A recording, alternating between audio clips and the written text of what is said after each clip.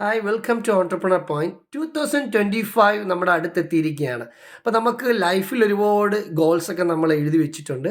നടപ്പിലാക്കാനായിട്ടുള്ള പരിശ്രമത്തിൽ നമ്മൾ തയ്യാറെടുപ്പിലൂടെ പോയിക്കൊണ്ടിരിക്കുകയാണ്. പക്ഷേ ബിസിനസ്സിലും നിങ്ങളുടെ ലൈഫിൽ എന്തൊക്കെ മാറ്റങ്ങൾ, എന്തൊക്കെ പ്രിപ്പറേഷൻസ്, ചേഞ്ചസ് കൊണ്ടുവരാമെന്നുള്ളതാണ് ഈ വീഡിയോയിൽ ഞാൻ പറയുന്നത്. ബിസിനസ്സിൽ പ്രധാനമായിട്ടും നമുക്ക് സ്റ്റെപ്പ് ബൈ സ്റ്റെപ്പായിട്ടുള്ള പ്രൊസീജിയർ തന്നെയാണ് ചെയ്യേണ്ടത്. ഒരു വർഷത്തെ ഗോള് നമ്മൾ സെറ്റ് ചെയ്യുമ്പോഴും ക്വാർട്ടർ വൈസ് ആയിട്ട് 4ആയിട്ട് ഡിവൈഡ് ചെയ്യുന്നത് നല്ലതായിരിക്കും. ഓരോ 3 മാസത്തെയും ഗോൾ ഓൾറെഡി സെറ്റ് ചെയ്ത് വെക്കുക. അപ്പോൾ ഒരു വർഷത്തെ ഒരു ചാർട്ട് ഓൾറെഡി നമ്മുടെ കയ്യിലുണ്ടാകണം. കാര്യങ്ങൾ ലേ ഔട്ട് ചെയ്യേണ്ട ആവശ്യമുണ്ട്. CSPS എന്ന് പറയും. ഒരു ചെറിയ ഷോർട്ട് ഫോം ആണ് ഞാനിവിടെ ഉപയോഗിക്കുന്നത്. സി എന്ന് പറയുന്ന കസ്റ്റമർ, എസ് സ്റ്റാഫ്, പി നമ്മുടെ പ്രോഡക്റ്റ്, എസ് സർവീസ്. CSPS. അപ്പോൾ എന്താണ് ഈ CSPS കൊണ്ട് ഉദ്ദേശിക്കുന്നത്? കസ്റ്റമറുടെ കാര്യത്തിൽ വെൽ പ്ലാൻഡ് ആയിരിക്കണം. അടുത്ത ഒരു വർഷം 2 തരത്തിലുള്ള കസ്റ്റമർ ആണല്ലോ. ഒന്ന് എക്സിസ്റ്റിംഗ് കസ്റ്റമർ, 2 പുതിയ കസ്റ്റമർ.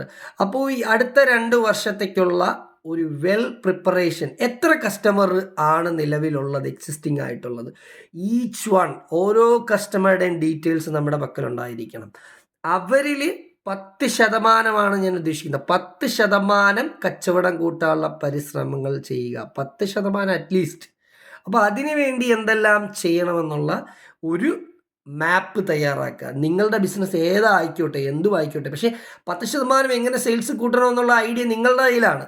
അപ്പം നിങ്ങളത് എഴുതി വെക്കണം. ഇന്ന കാര്യങ്ങൾ എനിക്ക് ചെയ്യേണ്ടതുണ്ട്, ഇന്ന കാര്യങ്ങൾ ചെയ്താലേ കസ്റ്റമർ വീണ്ടും തിരിച്ചു വരും. അവരിലെ ഫീഡ്ബാക്ക് എടുക്കുക, അവരുമായിട്ട് സംസാരിക്കുക. അവർക്ക് ഏത് പ്രോഡക്റ്റാണ് ഏറ്റവും കൂടുതൽ ഇഷ്ടം, അവർക്ക് നമ്മുടെ സർവീസിൽ ഏറ്റവും കൂടുതൽ ഇഷ്ടപ്പെട്ട സർവീസ് ഏതാണ്, അവരുമായിട്ടുള്ള ഒരു റിലേഷൻഷിപ്പ് കുറച്ചുകൂടെ നല്ല രീതിയിൽ കൊണ്ടുപോവുക. അപ്പോൾ അതാണ് 10% കസ്റ്റമർ, അവരെ തന്നെ വീണ്ടും സെയിൽസ് ഇൻക്രീസ് ചെയ്യുക എന്നുള്ളത്. 2 ന്യൂ കസ്റ്റമറെ കണ്ടുപിടിക്കേണ്ട എല്ലാ മാർക്കറ്റിംഗ് ടൂൾസും നമ്മൾ ചെയ്യണം. ഏതൊക്കെ രീതിയിലുള്ള അഡ്വർടൈസ്മെൻറ്റ് ഓൺലൈൻ വഴി ചെയ്യാവോ അതെല്ലാം നമ്മൾ ചെയ്തിരിക്കണം. അതിൽ യാതൊരു വിട്ടുവീഴ്ചയും നമ്മൾ ചെയ്യരുത്. അപ്പോൾ കസ്റ്റമറെ കൊണ്ടുവരുന്നതിന് ഓൺലൈനായിട്ട് എന്തെല്ലാം വഴികൾ നമുക്ക് ചെയ്യാൻ പറ്റുമോ അതെല്ലാം ചെയ്യണം. മെയിനായിട്ട് ക്യാമ്പയിൻസ് ആണ്. ക്യാമ്പയിൻസ് എന്ന് പറയുമ്പോൾ എല്ലാ ഏരിയയിലും, ഈവൻ ചർച്ച്, മോസ്ക്, ടെമ്പിൾ, അപ്പോൾ ഇതുമായിട്ട് ബന്ധപ്പെട്ട് നമ്മുടെ പ്രവർത്തനം, നമ്മൾ അവരുമായിട്ടുള്ള അടുപ്പം ഊഷ്മളമാക്കുക എന്നുള്ളത് തന്നെയാണ് മെയിൻ. അവരുടെ ഏത് കാര്യത്തിന് നമ്മൾ വഴി ഒരു അഡ്വർടൈസ്മെൻറ്റിൻ്റെ ആയാലും നമ്മുടെ ഒരു പ്രൊമോഷണൽ ആക്ടിവിറ്റീസിൻ്റെ ആയാലും നമുക്ക് ചെറിയ സഹായങ്ങൾ, നമ്മുടെ ഒരു കോൺട്രിബ്യൂഷൻ ചെയ്യാൻ കഴിയും. അപ്പോൾ അതുവഴി നമുക്ക് നമ്മുടെ ബിസിനസ്സിൽ നല്ലൊരു മാറ്റം കൊണ്ടുവരാനായിട്ട് സാധിക്കും. എങ്ങനെയായാലും ഒരു 10% ന്യൂ കസ്റ്റമേഴ്സിനെ കൊണ്ടുവരിക, നമ്മുടെ സർവീസിൽ കൊണ്ടുവരിക, നമ്മുടെ പ്രോഡക്റ്റിനെ ഇഷ്ടപ്പെട്ട ആകർഷിച്ച് അവരെ അടുപ്പിക്കാനായിട്ട് ശ്രമിക്കുക. അപ്പോൾ ഫസ്റ്റ് സി എന്ന് പറയുന്നതാണ് കസ്റ്റമറുടെ കാര്യത്തിൽ കൂടുതൽ ഫോക്കസ് നിങ്ങൾ ചെയ്യുക. രണ്ടാമത്തത് എസ് ആണ്, സ്റ്റാഫിൽ തന്നെ നമുക്ക് നല്ല ക്വാളിറ്റിയുള്ള സ്റ്റാഫുകളുണ്ട്. അപ്പോൾ അവരെ ഒന്നും കൂടെ മോൾഡ് ചെയ്ത് അവരെ എങ്ങനെ നമുക്ക് അടുത്ത ലെവലിലോട്ട് പ്രൊമോഷൻ കൊടുക്കാൻ സാധിക്കുമോ എന്നൊക്കെ ചിന്തിക്കുക. സീനിയറായിട്ടുള്ള നമ്മുടെ സ്റ്റാഫ്, നല്ല രീതിയിൽ അവർ നിൽക്കുന്ന സ്റ്റാഫ്, നല്ല ബിഹേവിയറുള്ള, എന്നാൽ നല്ല രീതിയിൽ കച്ചവടം കൊണ്ടുവരാൻ കഴിവ്, കമ്മ്യൂണിക്കേഷൻ സ്കില്ലുള്ള, എബിലിറ്റി ഉള്ള സ്റ്റാഫിനെ നമ്മൾ പ്രൊമോട്ട് ചെയ്യുക. അവർക്ക് 2% എങ്കിലും അവരുടെ സാലറിയിൽ കൂട്ടിക്കൊടുക്കാനുള്ള ശ്രമം നിങ്ങൾ നടക്കുക. അവരെ കൊണ്ട് തന്നെ അടുത്ത പ്രൊമോഷണൽ ആക്ടിവിറ്റീസ് ചെയ്യിപ്പിക്കുക. പുതിയ സ്റ്റാഫുകൾ വരുമ്പോൾ അവർക്ക് വേണ്ടിയുള്ള ട്രെയിനിങ് കൊടുക്കാനായിട്ടുള്ള സംവിധാനം ഒരുക്കി കൊടുക്കുക. അപ്പോൾ നമ്മുടെ സ്റ്റാഫിൻ്റെ കാര്യത്തിൽ കൃത്യമായ അടുത്ത 3 മാസം അല്ലെങ്കിൽ 6 മാസം, 9 മാസം, 12 മാസത്തുള്ള ട്രെയിനിങ് എപ്പോൾ നടക്കണം, എവിടെ വെച്ചായിരിക്കണം വെന്യൂ, അപ്പോൾ എന്തെല്ലാമാണ്, ആരാണ് ട്രെയിനർ, അതെല്ലാം നമ്മൾ ഇപ്പോഴേ കണക്കുകൂട്ടി വൃത്തിയായ രീതിയിൽ ചെയ്യുക. അടുത്ത 3 മാസത്തേക്കുള്ള അവരുടെ സാലറി ഉൾപ്പെടെ നമ്മൾ തയ്യാറെടുപ്പ് നടത്തി വയ്ക്കുക. അതാണ് മെയിനായിട്ട് സ്റ്റാഫിൻ്റെ കാര്യത്തിൽ. അവർക്ക് ട്രെയിനിങ് കൊടുത്ത് ക്വാളിറ്റി ഉള്ളവരാക്കി മാറ്റുക. അവരാണ് മെയിനായിട്ട് കസ്റ്റമറുമായിട്ട് ഡീൽ ചെയ്യുന്നത്. അവരുടെ സർവീസാണ് പ്രോഡക്റ്റായി മാറുന്നത്.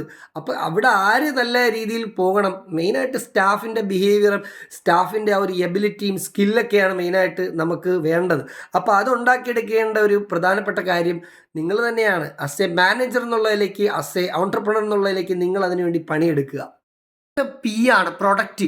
നമ്മുടെ പ്രൊഡക്റ്റിൽ ഏറ്റവും നല്ല സെയിലുള്ള പ്രൊഡക്റ്റ് ഏതാണെന്ന് ഓൾറെഡി നമുക്കറിയാം. നമ്മുടെ ബിസിനസ്സിലൂടെ നമുക്ക് ഉണ്ടായ പ്രോഫിറ്റ് കൊണ്ടുവരുന്ന പ്രോഡക്റ്റിനെ നല്ല രീതിയിൽ ക്വാളിറ്റി വർദ്ധിപ്പിക്കാൻ ശ്രമിക്കുക. അതിൽ എന്തെങ്കിലും അഡീഷണൽ നമുക്ക് ചെയ്യാൻ പറ്റുമോ, എന്തെങ്കിലും പുതിയ ഇന്നോവേഷൻ ചെയ്യാൻ പറ്റുമെങ്കിൽ അതും ചെയ്യുക. പാക്കിങ്ങിൽ എന്തെങ്കിലും മാറ്റം ചെയ്യാൻ പറ്റുമോ, അല്ലെങ്കിൽ ഓർഡർ ചെയ്യുന്നതിൽ എന്തെങ്കിലും ഡിസ്കൗണ്ട് ആഡ് ചെയ്യാൻ പറ്റുമോ, പ്രൈസിൽ ചിലപ്പോൾ ചെറിയ വർധനവ് കൊടുത്തിട്ട് അതിൻ്റെ ക്വാളിറ്റി കുറച്ചുകൂടെ ഉയർത്താൻ പറ്റുമോ എന്നൊക്കെ ചിന്തിക്കേണ്ട സമയം അതിക്രമിച്ചിരിക്കുകയാണ്. പിന്നെ ഏത് പ്രോഡക്റ്റാണ് ഏറ്റവും കച്ചവടം ഇല്ലാത്ത, അല്ലെങ്കിൽ നമ്മുടെ ഇപ്പോൾ ടെക്നോളജി ആണെങ്കിൽ ഏത് ആപ്ലിക്കേഷനാണ് നമ്മൾ വർക്കൗട്ട് ചെയ്യാത്തത്, അപ്പോൾ അതിനെയൊക്കെ നമ്മൾ റെഡ്യൂസ് ചെയ്ത് കൊണ്ടുവന്ന് അല്ലെങ്കിൽ അതിലെന്തെങ്കിലും നല്ല രീതിയിൽ മാറ്റം കൊണ്ടുവരാൻ പറ്റുമോ എന്നുള്ള കാര്യത്തിൽ നിങ്ങളുടെ ബിസിനസ്സിൻ്റെ A to Z കാര്യം നിങ്ങൾ ചിന്തിക്കേണ്ട പ്രോഡക്റ്റിലൂടെയാണ്. അപ്പോൾ പ്രോഡക്റ്റിനെ പ്രത്യേകിച്ച് ഇപ്പോൾ വലിയ ഷോപ്പുകളൊക്കെ നടത്തുന്നവരാണെങ്കിൽ ഡിഫറെൻറ്റ് പ്രോഡക്ട്സുകൾ, ഈ റീറ്റെയിൽ ഷോപ്പുകളൊക്കെ ഉണ്ടല്ലോ, ഹോൾസെയിൽ ഷോപ്പുകളൊക്കെ ഉണ്ടല്ലോ, അപ്പോൾ അവരുടെ പ്രോഡക്റ്റ് ഏതാണ് കൂടുതൽ മൂവിങ് ആയിട്ടുള്ള പ്രോഡക്റ്റ് എന്നുള്ള മനസ്സിലാക്കി അതിനെ വലിയ ജോഗ്രഫിക്കൽ ഏരിയയിലോട്ട് കച്ചവടം ചെയ്യാനായിട്ടുള്ള ശ്രമങ്ങൾ, അതിൻ്റെ ക്വാണ്ടിറ്റി വർദ്ധിപ്പിക്കാനായിട്ടുള്ള ശ്രമങ്ങൾ നടത്തണം. അപ്പോൾ എന്ത് വരും, സ്വാഭാവികമായിട്ടും പ്രോഫിറ്റ് മാർജിൻ കൂടുകയാണ് ചെയ്യുന്നത്. അപ്പോൾ അങ്ങനെയുള്ള കാര്യങ്ങൾ, പ്രോഡക്റ്റിനെ പറ്റിയുള്ള A to Z കാര്യങ്ങൾ നമ്മൾ റെഫർ ചെയ്ത് പുതിയ മാർക്കറ്റിലെ അപ്ഡേഷൻസ് മനസ്സിലാക്കി, പുതിയ കോമ്പറ്റീറ്റീവ്സ് ഏതൊക്കെ പ്രോഡക്റ്റാണ് ഇറക്കുന്നത്, സിമിലർ പ്രോഡക്റ്റ് ഏതൊക്കെ മാർക്കറ്റിൽ വന്നിട്ടുണ്ടെന്നുള്ളത് അപ്ഡേഷൻസ് നമ്മൾ അറിഞ്ഞിരിക്കണം.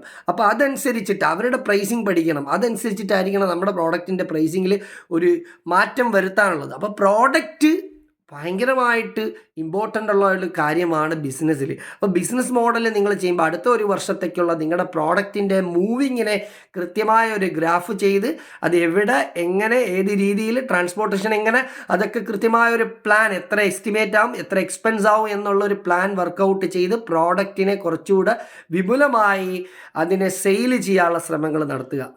ഫൈനൽ പോയിന്റ് ഈസ്, നാലാമത്തേന്ന് പറയുന്നത് സർവീസാണ്. നമ്മൾ കൊടുക്കുന്ന സർവീസ്, ഞാൻ നേരത്തെ പറഞ്ഞ സ്റ്റാഫ് വഴി, മാനേജർ വഴി, നിങ്ങളുടെ ആ സർവീസ്, ബില്ലിംഗ് സ്റ്റാഫ് വഴി, അക്കൗണ്ടൻറ്റ് വഴി, നിങ്ങളുടെ എവിടെയൊക്കെ ഏതൊക്കെ ഡിപ്പാർട്ട്മെൻറ്റ് ഇൻക്ലൂഡിങ് HR ഡിപ്പാർട്ട്മെൻറ്റ് ഉൾപ്പെടെ ഏതൊക്കെ ഡിപ്പാർട്ട്മെൻറ്റ് മൂവ് ചെയ്യുന്നോ അവരുടെ സർവീസിൽ പ്രത്യേകം ശ്രദ്ധ ഓൺട്രപ്രണർ കൊടുക്കണം. ഓരോ ഡിപ്പാർട്ട്മെൻറ്റും എങ്ങനെ വർക്കൗട്ട് ചെയ്യുന്നു, ഏതെങ്കിലും ഒരു ഡിപ്പാർട്ട്മെൻറ്റിൻ്റെ സർവീസ് പോരാ എന്ന് കണ്ടു കഴിഞ്ഞാൽ എക്സ്ട്രാ ട്രെയിനിങ് കൊടുക്കുക, അവർക്ക് കാര്യങ്ങൾ നോളേജ് മനസ്സിലാക്കി, ഇതാണ് നമ്മുടെ ഉദ്ദേശം, ഇതാണ് നമ്മുടെ എയിം, നമ്മുടെ ബിസിനസ് മോഡൽ ഇതാണ്, ഈ രീതിയിലാണ് പോവേണ്ടത് ബിസിനസ്സിന്. അത് വളരെ പൊളൈറ്റായിട്ട് ട്രെയിനിങ്ങിലൂടെ അവർക്ക് പഠിപ്പിച്ച് മനസ്സിലാക്കി നിങ്ങളുടെ ആശയത്തെ, നിങ്ങളുടെ പ്രോഡക്റ്റിനെ സെല്ല് ചെയ്യാൻ വേണ്ടി മാക്സിമം ക്വാളിറ്റിയോടുകൂടി രീതിയിൽ ആ സർവീസ് കൊടുക്കാനായിട്ട് നിങ്ങൾ മുന്നിറങ്ങി നിന്നാലേ പറ്റുള്ളൂ. അപ്പോൾ സർവീസിനെ മെച്ചപ്പെടുത്തുക. ഇപ്പോൾ ഏത് ഇൻഡസ്ട്രി ആയാലും നിങ്ങൾ സർവീസ് ഇമ്പോർട്ടൻ്റ് ആണ് അല്ലേ. പ്രത്യേക ഹോട്ടലൊക്കെ നടത്തുന്നവർക്ക് സർവീസിലാണ് കാര്യം.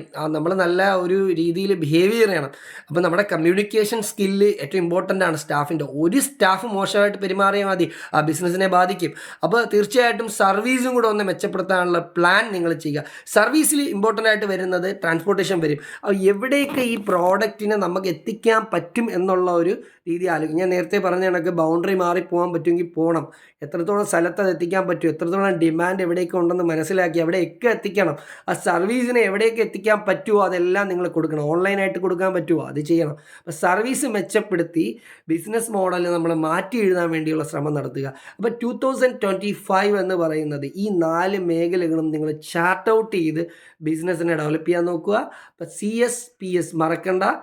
ഒന്ന് ക്ലയൻറ്റ് അല്ലെങ്കിൽ കസ്റ്റമർ, അതുപോലെ തന്നെ സ്റ്റാഫ്, പിന്നെ പ്രോഡക്റ്റ്, സർവീസ്, ഇത് 4നെ മെച്ചപ്പെടുത്തി കൊണ്ടുപോവുക. ബിസിനസ് അടുത്ത ലെവലിലോട്ട് എത്തട്ടെ എന്ന് പ്രാർത്ഥിക്കുന്നു.